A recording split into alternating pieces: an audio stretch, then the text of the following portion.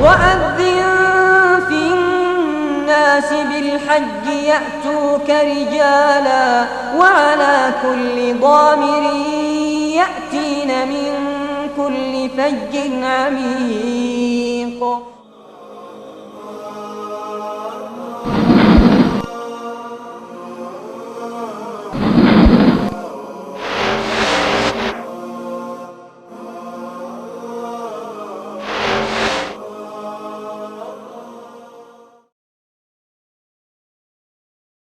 الحمد لله رب العالمين والصلاة والسلام على أشرف الأنبياء وسيد المرسلين نبينا وحبيبنا وقدوتنا وإمامنا محمد وعلى آله وصحبه أجمعين، أما بعد، فسبحانك اللهم لا علم لنا إلا ما علمتنا إنك أنت العليم الحكيم. اللهم علمنا ما ينفعنا وانفعنا بما علمتنا وزدنا علما نافعا وعملا صالحا يا رب العالمين. اللهم تقبل منا إنك أنت السميع العليم وتب علينا إنك أنت التواب الرحيم واغفر لنا إنك أنت الغفور الرحيم.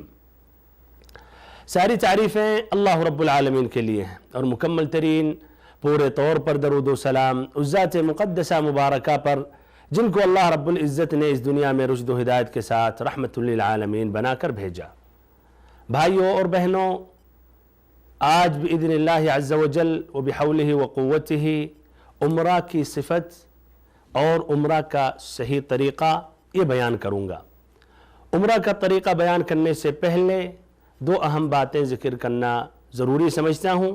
پہلی بات یہ ہے کہ عمرہ کے کچھ ارکان ہیں اور ایسے ہی کچھ واجبات ہیں. ارکان میں سے ایک رکن بھی اگر ساقط ہو گیا تو وہ عمرہ صحیح اور مقبول نہیں ہو سکتا، لیکن واجب اگر ساقط ہو گیا تو دم سے جبر کر دیا جاتا ہے یا دم دینے سے وہ نقص پورا ہو جائے گا. تو عمرہ کے 3 ارکان یہ ہیں. نمبر 1 الاحرام، احرام یعنی نیت، ادھر احرام سے مراد نیت کا ہونا. دوسرا رکن بیت اللہ الحرام کا طواف کرنا. تیسرا رکن صفا اور مروہ کے درمیان 7 چکر لگانا. اس کے 2 واجبات ہیں. پہلا واجب میقات سے احرام باندھنا اور دوسرا واجب یہ ہے بال کو منڈوانا یا چھوٹا کرنا. دوسری بات یہ ہے کہ شریعت نے کچھ جگہوں کو مقرر کر دیا ہے جس کو کہا جاتا ہے مواقیت مکانیہ. تو ایک آدمی، ایک مسلمان جو حج اور عمرہ کے لیے مکہ جانا چاہتا ہے تو اس کے لیے ضروری ہے کہ وہ مواقیت پر پہنچے یا وہ مواقیت سے پہلے احرام باندھے. تو اگر اس نے حج یا عمرہ کی نیت کی ہے اور مواقیت سے آگے بڑھ جائے تو اس پر واجب اور لازم ہے کہ دوبارہ اپنے میقات پر آئے یا اس پر پھر دم واجب ہوگا اگر واپس نہیں ہوا. یہ مواقیت شریعت میں موجود ہیں.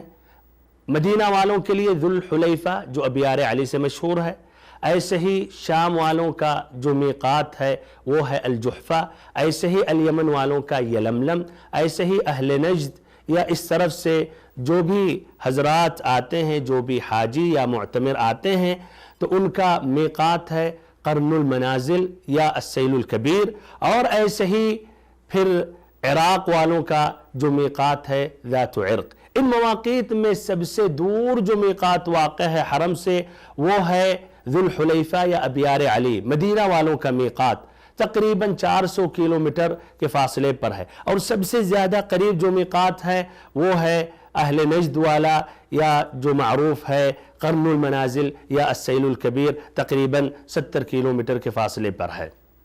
بھائی اور بہنوں، اب یہ طریقہ میں بیان کر رہا ہوں.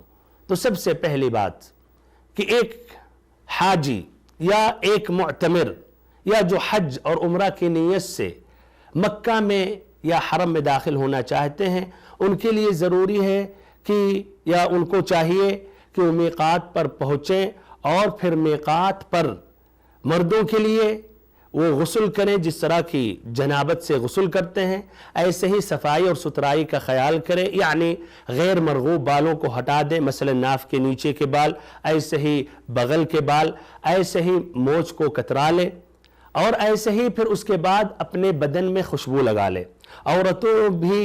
عورتوں کو بھی چاہیے کہ وہ غسل کا اس طرح اہتمام کریں اور ایسے ہی صفائی اور ستھرائی کا اہتمام کریں، اگرچہ وہ حائضہ ہیں یا نفاس کی حالت میں ہیں تب بھی غسل کرنا ان کے حق میں مسنون ہے، اور پھر وہ نیت کر لیں، وہ نیت یعنی حج یا عمرہ کا کر لے، اور وہ بھی باقی وہی اعمال کریں گے جو ایک حاجی کرتا ہے، لیکن وہ طواف بیت اللہ الحرام کا یا طواف بیت اللہ الحرام کا جب وہ صاف ہو جائیں گی تبھی کریں گی۔ بھائیوں اور بہنوں، اس کے بعد یہ بھی ایک بات بتانا ضروری سمجھتا ہوں کہ کوئی ضروری نہیں ہے کہ میقات ہی پر پہنچ کر آپ یہ غسل اور صفائی ستھرائی اور یہ غیر مرغوب بالوں کو ہٹائیں، نہیں، کوئی ضروری نہیں ہے۔ اگر فاصلہ قریب ہے، گھنٹوں کی بات ہے، اور آپ گاڑی سے جا رہے ہیں، چند گھنٹوں میں پہنچ جا رہے ہیں، تو گھر ہی سے اگر آپ نے تیاری کر لی تو اس میں کوئی حرج نہیں ہے، کوئی مشکل نہیں ہے، اور آپ اس طرح میقات سے پہلے صرف احرام کی نیت کر لیں، آپ میقات پر پہنچ کے نیت کر لیں، احرام باندھ لیں اور وضو اس سے پہلے کر لیں، خاصتاً اگر بھیڑ ہے مواقیت پر یا ایسے ہی شدید جاڑے کا وقت ہے۔ بھائی اور بہنوں، اس کے بعد دوسری اہم بات یہ ہے کہ آدمی کو چاہیے، مرد کو چاہیے کہ 2 کپڑے سفید ہونا زیادہ بہتر ہے، 2 ٹکڑا کپڑا، ایک نیچے تہمند کی شکل میں پہن لے اور ایک اوپر چادر کی طرح اوڑھ لے، اور ایسے ہی 2 چپل پہن لے۔ عورتوں کے متعلق ان کے لیے کوئی مخصوص لباس نہیں ہے، کسی بھی لباس میں احرام باندھ سکتی ہیں، کسی بھی لباس میں، بس شرط یہ ہونی چاہیے کہ ایسا لباس نہ ہو جس میں آدمیوں کی مشابہت ہو، نہ ایسا لباس ہو جس میں یعنی ایسا لباس نہ ہو جس میں پردہ نہیں پایا جا رہا، مثلا چست ہے یا اس میں زیادہ مزین ہے، زیادہ اس میں ٹیپ ٹاپ ہے جس سے نظریں متوجہ ہو جا رہی ہیں۔ ایسے ہی عورتوں کو خیال کرنا چاہیے جس طرح کی امام مالک نے روایت کی عبداللہ بن عمر رضی اللہ عنہما سے کہ آپ صلی اللہ علیہ وسلم نے فرمایا لا تنتقب المرأة ولا تلبس القفازین، کہ عورت نہ ایسا نقاب پہنے گی جو آنکھ والا ہو، نہ ایسے ہی دستانہ پہنے گی۔ اس سے کیا مراد کہ ایسا نقاب نہ پہنے جو آنکھ والا ہو، جس میں آنکھ کے لیے وہ جگہ کھلی ہو۔ اس سے مراد یہ ہے کہ عورت کو چاہیے اپنے چہرے کو کھول کر رکھے، اپنے چہرے کو حالت احرام میں کھول کر رکھے، لیکن وہاں اگر اجنبی آدمی ہے تو اپنے چہرے کو ڈھک لے، لیکن ایسے کپڑے سے نہیں ڈھکے گی جس میں آنکھ کھلا ہو، بلکہ سیدھا کپڑا ہونا چاہیے، یعنی ایک دوپٹہ ہونا چاہیے، آنکھ والا نہیں ہونا چاہیے۔ بھائیوں اور بہنوں، اس کے بعد ایک حج کرنے کی جو نیت کر رہے ہیں یا عمرہ کی نیت کر رہے ہیں، انہیں چاہیے کہ دل سے نیت کریں، اور نیت کی جو جگہ ہے وہ دل ہے، اور پھر اگر وہ عمرہ کی نیت کر رہے ہیں تو دل میں ارادہ کریں کہ ہم عمرہ کر رہے ہیں، حج کا ارادہ کر رہے ہیں تو دل میں نیت کریں کہ ہم حج کا ارادہ کر رہے ہیں۔ پھر جس کی انہوں نے نیت کی ہے وہ لفظ کو زبان سے ظاہر کریں، اس لیے کہ نبی صلی اللہ علیہ وسلم سے ثابت ہے۔ تو اگر عمرہ کی نیت ہے تو کہیں لبیک عمرتن یا اللہم لبیک عمرتن، اور اگر حج کا ارادہ کر رہے ہیں، حج کی انہوں نے نیت کی ہے دل میں، تو کہیں لبیک حجتن یا اللہم لبیک حجتن، اور اگر حج قران ہے تو کہیں لبیک عمرتن وحجہ، اور ایسے ہی اگر حج تمتع ہے تو کہیں لبیک اللہم عمرتن متمتعا بها الى الحج یا لبیک اللہم عمرتن بس، اور پھر یوم الترویہ 8 ذی الحجہ کو وہ دوبارہ نیت کریں گے اور ایسے ہی تلبیہ میں کہیں گے لبیک اللہم حجن۔ بھائیوں اور بہنوں، بہتر اور افضل یہ ہے کہ یہ نیت کا جو اظہار کر رہا ہے یہ مسلمان یا یہ حاجی یا معتمر، بہتر اور افضل یہ ہے جب اپنی سواری پر سوار ہو جائے اور قبلہ کی طرف متوجہ ہو جائے تب یہ زبان پر ظاہر کرے، اور اس کے بعد یہ تلبیہ پڑھے لبیک اللہم لبیک لبیک لا شریک لک لبیک ان الحمد والنعمت لک والملک لا شریک لک، اس لیے کہ نبی صلی اللہ علیہ وسلم سے یہی ثابت ہے کہ آپ جب سواری پر سوار ہو گئے تب آپ نے اپنی زبان سے کہا۔ भाइयों और मुहतरम साथियों, हुज्जाज बैतुल्लाह अल हराम या उम्रा करने के गरज से जो भाई निकल रहे हैं, अगर आप हवाई जहाज से सफ़र कर रहे हैं, हवाई जहाज पर अगर आप हैं, तो बेहतर और अफजल यह है कि हवाई जहाज पर बैठने से पहले ही आप पूरी तैयारी कर लें, जिसका जिक्र शुरू में आ चुका है। कपड़ा भी पहन लें। कपड़ा पहनना ये इहराम नहीं है, इहराम तो दिल से है, ये कपड़ा है इहराम का। तो कपड़ा पहनने से आप इस नुसुक में, हज या उम्रा में दाखिल नहीं हुए हैं, लेकिन ये तैयारी कर लें। फिर जब मीकात से पहले पहुंचे तो वहां फिर आप दिल से नीयत करके अपने नुसुक में, हज या उम्रा में दाखिल हो जाएं। फिर ऐसे ही तलबिया इजहार करें और तलबिया पढ़ने लगें। ऐसे ही एक बहुत मुहिम बात ये जिक्र कर रहा हूं कि अगर एक मुअतमिर या एक हाजी को खौफ है कि किसी भी रुकावट की वजह से हज या उम्रा पूरा नहीं कर सकता, तो उस वक्त शर्त करे, यानी शर्त लगाए, जिस तरह की सही इमाम बुखारी और इमाम मुस्लिम की रिवायत है। दुबाआ बिन्त ज़ुबैर रज़ियल्लाहु अन्हा से ये हज का इन्होंने इरादा किया, लेकिन वो बीमार थी। तो नबी सल्लल्लाहु अलैहि वसल्लम ने कहा तुम हज करो और ये शर्त रखो या ये शर्त लगाओ कि फ़इन हबसनी हाबिस फ़महिल्ली हैथु हबसनी, कि अगर कोई भी रुकावट आ गई तो मैं वहीं हलाल हो जाऊंगी या मैं वहां हलाल हो जाऊंगा। इस शर्त का दो फायदा है। अगर कोई भी मजबूरी आ गई, कोई भी रुकावट आ गई, बंदा या मुअतमिर या हाजी बीमार हो गया, तो वहां वो हलाल हो जाएगा, ना उस पर कज़ा वाजिब है, ना ऐसे ही उस पर फिदिया है। एक दूसरी मुहिम बात भाइयों ये है, इहराम से पहले और गुस्ल और ऐसे ही तैयारी करने के बाद अगर फर्ज नमाज है तो फर्ज नमाज के बाद इहराम बांधना ये बेहतर है, इसलिए कि नबी सल्लल्लाहु अलैहि वसल्लम ने ज़ुहर की नमाज के बाद आपने इहराम बांधा, लेकिन फर्ज नमाज का वक्त नहीं है। तो ऐसी अगर मसनून नमाजें हैं, तो अगर ऐसे मसनून नमाजें हैं, मसलन दुहा का वक्त है या वित्र का वक्त है या तहज्जुद की नमाज है, तो आप इन नमाजों के बाद इहराम बांधें। अगर ऐसी भी कोई भी नमाज नहीं है तो आप 2 रकात पढ़ें और आपकी नीयत होनी चाहिए कि ये वजू की 2 रकातें हैं, उसके बाद आप इहराम बांधें। और याद रखें कि ये 2 रकात वाजिब नहीं है, ना ऐसे ही इहराम के लिए कोई मखसूस नमाजें हैं। तो अगर आपने कोई नमाज नहीं पढ़ी तो आपके इहराम में कोई भी खलल नहीं है और कोई भी इश्काल नहीं है, आपका इंशाअल्लाह उम्रा और हज मुकम्मल सही है। एक तीसरी बात औरतों के मुताल्लिक ये है कि कुछ ख़वातीन इसलिए कि हैज़ का खून ना आ जाए अय्याम हज में या अय्याम उम्रा में, तो टेबलेट खा लेती हैं ताकि ताखीर से आए। तो ये भाइयों सही और दुरुस्त है, और इसको खाने में ताखीर करने के लिए कोई हर्ज नहीं है शरई एतबार से। और अगर खून नहीं आया तो अगर वो उम्रा कर रही हैं या ऐसे ही हज कर रही हैं तो उनका उम्रा और हज सही है। वाजिबुल एहतराम भाइयों और मुअज़्ज़ज़ साथियों और हमारी माओं और बहनों, इसके बाद एक मुअतमिर को, हाजी को बकसरत तलबिया मर्दों के लिए बुलंद आवाज में पढ़ना मुस्तहब है। जिस तरह की तिरमिज़ी की रिवायत है, आप सल्लल्लाहु अलैहि वसल्लम ने फरमाया अफ़ज़लुल हज्जी अल-अज्जु वत्थज, सबसे बेहतरीन हज वो है जिसमें जानवर ज़बह किया जाता है, यानी हदी के तौर पर पेश किया जाता है, और बुलंद आवाज में तलबिया पुकारा जाता है और तलबिया पढ़ा जाता है।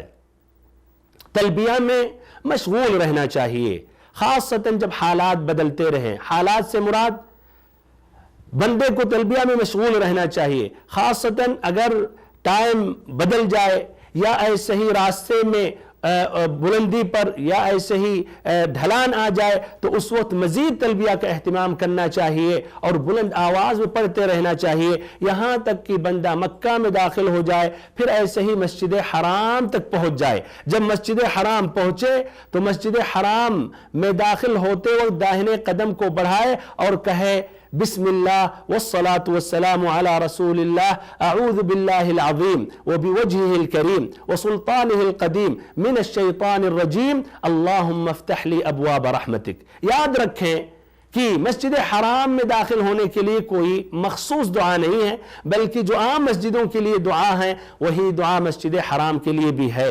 इसके बाद मस्जिद हराम में दाखिल होना चाहिए اور ایسے مقام میں جب پہنچنا چاہیے، مقام میں پہنچنا چاہیے، طواف شروع کرنے سے پہلے تلبیہ کو روک دینا چاہیے اور پھر طواف کرنا چاہیے کعبہ کو بائیں طرف رکھتے ہوئے اور حجر اسود سے ابتدا کریں۔ ابتدا کرنے کے وقت کہیے بسم اللہ واللہ اکبر، جس طرح کی احمد کی روایت ہے، مسند امام احمد میں روایت موجود ہے، بسم اللہ واللہ اکبر کہیں۔ پھر اس کے بعد آپ یہ دو سنتوں کا اہتمام کریں طواف قدوم میں یا طواف عمرہ میں۔ پہلی سنت الاتباع، الاتباع سے مراد یہ ہے کہ احرام کے کپڑے کو آپ اپنے داہنے بازو کے نیچے سے نکالیں تاکہ آپ کا یہ داہنا بازو یا دایاں بازو آپ کا کھلا رہے اور یہ ہاتھ دکھے۔ یہ صرف طواف میں مسنون ہے، طواف قدوم میں، طواف عمرہ میں، طواف سے پہلے اور ایسے ہی طواف ختم ہونے کے بعد بھائیوں دونوں کندھوں کو ڈھک لینا چاہیے۔ ایسے ہی دوسری سنت یہ ہے طواف عمرہ میں، طواف قدوم میں الرمل، یعنی آپ شروع 3 چکروں میں، 3 شوط میں آپ قدموں کو قریب رکھتے ہوئے دوڑ لگائیں۔ یہ شروع 3 شوط میں، باقی 4 چکروں میں آپ کی جو طبیعی جو جس طرح آپ کی چال ہے، فطری چال ہے، اس طرح آرام سے آپ چلیں۔ بھائیوں اور بہنوں، ادھر ایک اور سنت ہے جس پر عمل کرنا غالباً مشکل ہو جاتا ہے، وہ یہ ہے کہ آپ شروع کرنے سے پہلے حجر اسود کے پاس جائیں، حجر اسود کو بوسہ دیں۔ اگر بوسہ نہیں دے سکتے تو ہاتھ سے چھوئیں یا چھڑی سے چھوئیں یا کسی چیز سے مثلاً کپڑے سے چھوئیں اور پھر اس کو بوسہ دیں۔ اگر ایسا بھی نہیں کر سکے تو آپ اللہ اکبر کہیں، اور جب بھی طواف کرتے رہیں ہر چکر کے ابتدا میں ہاتھ اٹھا کر اللہ اکبر کہیں، لیکن اللہ اکبر کہنے کے بعد ہاتھ کو چومنا یہ ثابت اور درست نہیں ہے۔ اب اس طرح آپ یہ طواف شروع کریں حجر اسود سے، حجر اسود سے شروع کریں گے، وہاں پہنچیں گے تو آپ کا ایک ہو جائے گا۔ اس طرح آپ حجر اسود تک 7 چکر لگائیں گے۔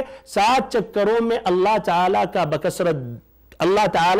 بکثرت ذکر کریں، اللہ تعالیٰ سے دعا مانگیں، قرآن مجید کی تلاوت کریں، گر گراتے ہوئے، روتے ہوئے، التجا کرتے ہوئے، خشوع و خضوع کے ساتھ اللہ تعالیٰ سے جو چاہے مانگے، چاہے اس کا تعلق دین سے ہو یا دنیا سے ہو، آپ کے لیے ہو، آپ کے بچوں کے لیے ہو، آپ کے اہل و عیال کے لیے ہو، آپ کے احبا کے لیے ہو، اقربا کے لیے ہو، تمام مسلمانوں کے لیے۔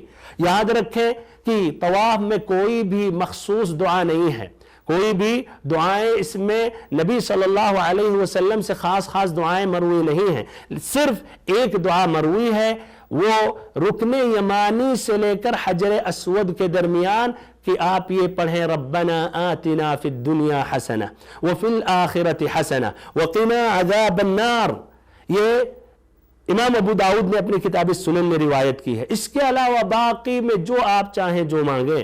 یاد رکھیں ہمارے وہ بھائی جو مخصوص کتابیں لاتے ہیں جس میں تحدید کیا ہوتا ہے پہلے شوط کی دعا، دوسرے شوط کی دعا، تیسرے شوط کی دعا، یہ بھائیوں صحیح اور درست نہیں ہے۔ یہ لوگوں نے اپنے حساب اور کتاب سے انہوں نے اپنے سے دعائیں لکھی ہیں، یہ نبی صلی اللہ علیہ وسلم سے ثابت اور درست نہیں ہے۔ بھائیوں اور بہنوں، طواف کرنے کے وقت یہ چاروں جو ارکان ہیں، کارنر ہیں، ان میں سے صرف حجر اسود کو بوسہ دیا جاتا ہے یا مسح کیا جاتا ہے، اور ایسے ہی رکن یمانی، تو رکن یمانی کو اگر ادھر بھیڑ نہیں ہے تو آپ مسح کریں، ہاتھ سے چھوئیں، لیکن چومنا ثابت نہیں ہے، مسح کرنا ثابت ہے، آپ مسح کریں اور اس وقت کہیں بسم اللہ واللہ اکبر، جس طرح کی ابن عمر رضی اللہ عنہما سے مروی ہے اور الطبرانی نے اپنی کتاب الدعاء میں یہ روایت کی ہے۔ تو اس طرح آپ بسم اللہ واللہ اکبر کہیں، لیکن اگر آپ وہاں بھیڑ دیکھیں، وہاں تک نہیں پہنچ سکیں تو آپ دور سے اشارہ بھی نہیں کریں بلکہ وہاں سے گزر جائیں۔ ہر طواف کے ہر چکر میں آپ اللہ اکبر کہیں، طواف کے ہر چکر میں اللہ اکبر کہیں شروع میں اور اشارہ کریں حجر اسود کے سامنے سے، اور پھر جب 7 مکمل ہو جائے تو اللہ اکبر کہنے کی ضرورت نہیں۔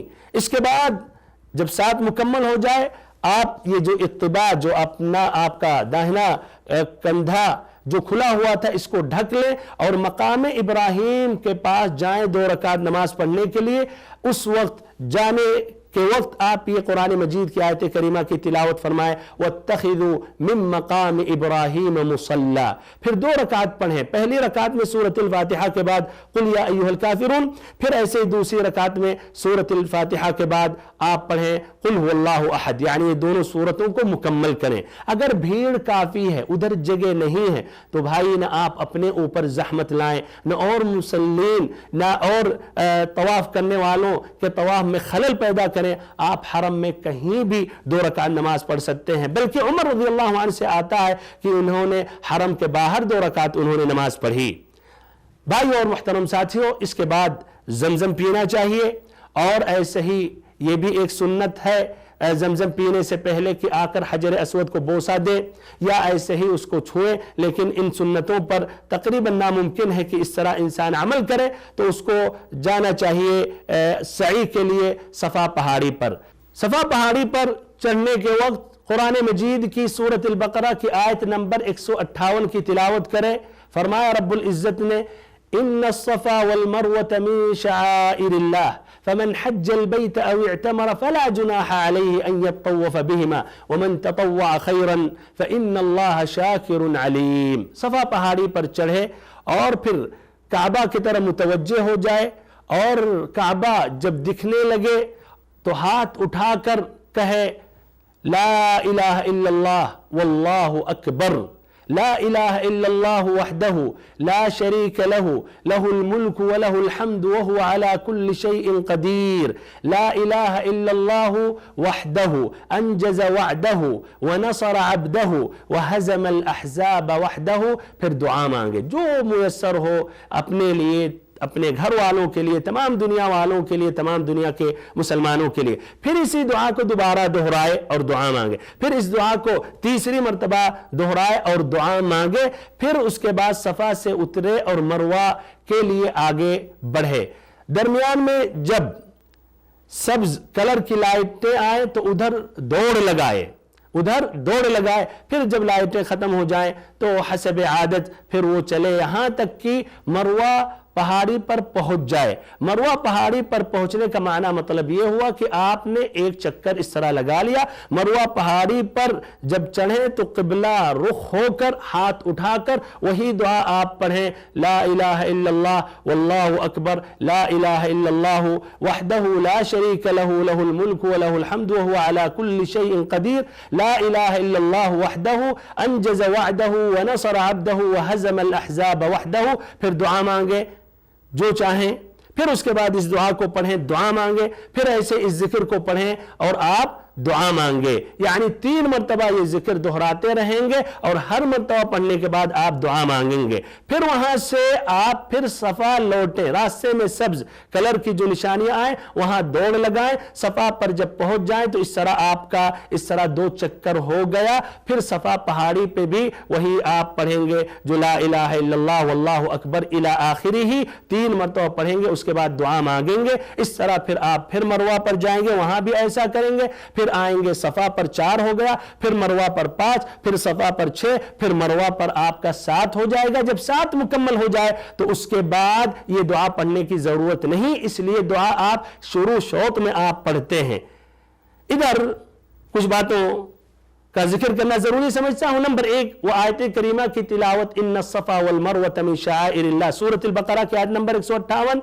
ये शुरू में सफा पर चढ़ते वक्त बस 1 मरतबा पढ़नी चाहिए, ना कि बार बार आप मरवा पर पढ़ेंगे और सफा पर पढ़ेंगे। दूसरी बात यह है कि सफा और मरवा के दरमियान जो आप चक्कर लगा रहे हैं यहां कोई मखसूस दुआएं नहीं है, कोई भी दुआ आप पढ़ सकते हैं और ये जायज है, दुरुस्त है।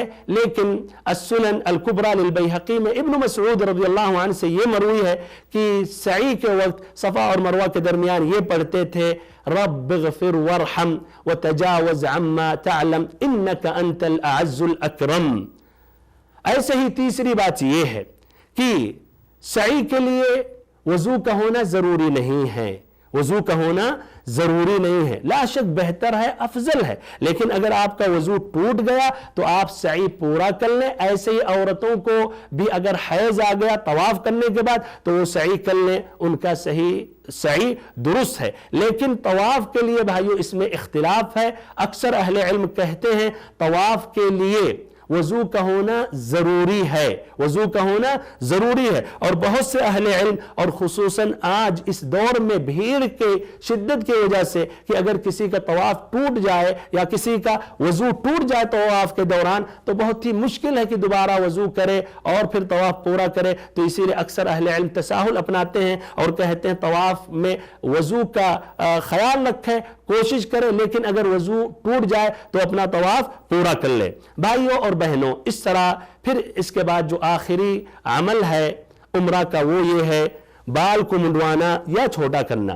بال کو منڈوانا یہ زیادہ بہتر اور زیادہ افضل ہے، اس لیے صحیح امام بخاری امام مسلم کی روایت ہے ابن عمر رضی اللہ عنہما سے کہ آپ صلی اللہ علیہ وسلم نے بال منڈوانے والوں کے لیے آپ نے 3 مرتبہ دعا کی، کہا اللہم ارحم المحلقین، اے اللہ بال منڈوانے والوں پر رحم فرما۔ 3 مرتبہ آپ نے یہ دعا پڑھی، اور جنہوں نے بال چھوٹا کیا ان کے حق میں 1 مرتبہ آپ نے دعا کی۔ اور پھر بال منڈوانے میں زیادہ ثواب ہے، اس لیے بندہ اللہ تعالیٰ کی مکمل اطاعت کر رہا ہے اور اپنے سر کے بالوں کو مکمل زائل کر رہا ہے، اس میں زیادہ انکساری اور زیادہ خضوع ہے اور اللہ تعالیٰ کے فرمان پر لبیک کہنا ہے۔